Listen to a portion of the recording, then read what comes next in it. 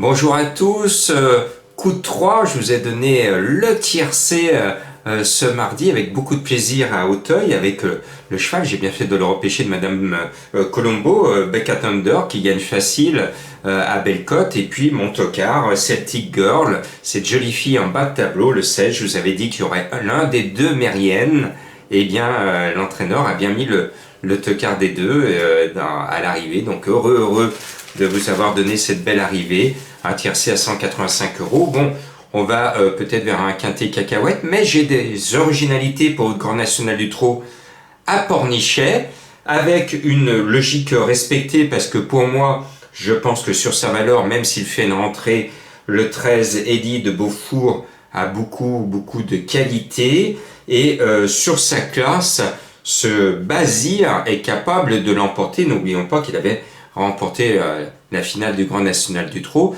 C'est un cheval qui a été opéré, il revient de convalescence, mais il est prêt. Bon, je lui oppose le 9 Route du Chêne parce que c'est un peu sa course, il est bien placé dans le carré d'As du Grand National du Trot au classement général.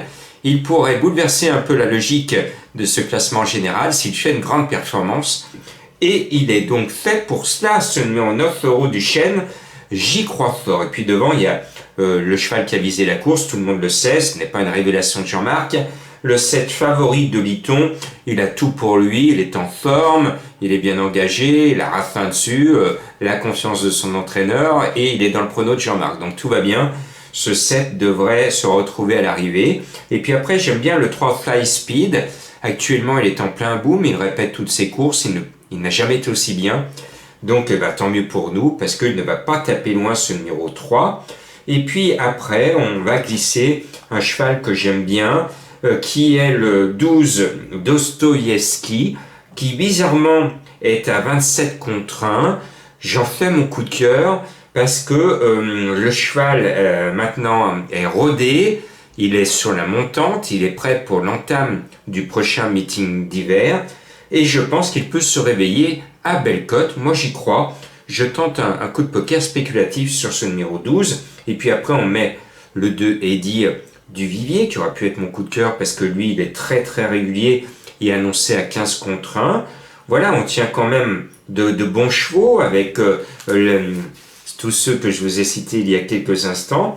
On rajoute un cheval qui m'a plu la dernière fois, c'est le 6 Festif Charmant. Il a été réservé pour cette épreuve, et je pense qu'il va venir s'immiscer à l'arrivée. On l'annonce à 17 contre 1. Et puis il me fallait un dernier cheval, et bien je mets le cheval de Madame Colombo, c'est logique. Elle m'a parlé de Cadet Roussel, il y a un cheval qui s'appelle Cadet, donc elle nous met le 4 Cadet, cela tombe bien. C'était ma trouvaille en fin de combinaison. J'avais fait mon prono avant qu'elle arrive, qu'elle revienne du travail, et elle a confirmé que j'ai bien fait de mettre ce Cadet Roussel.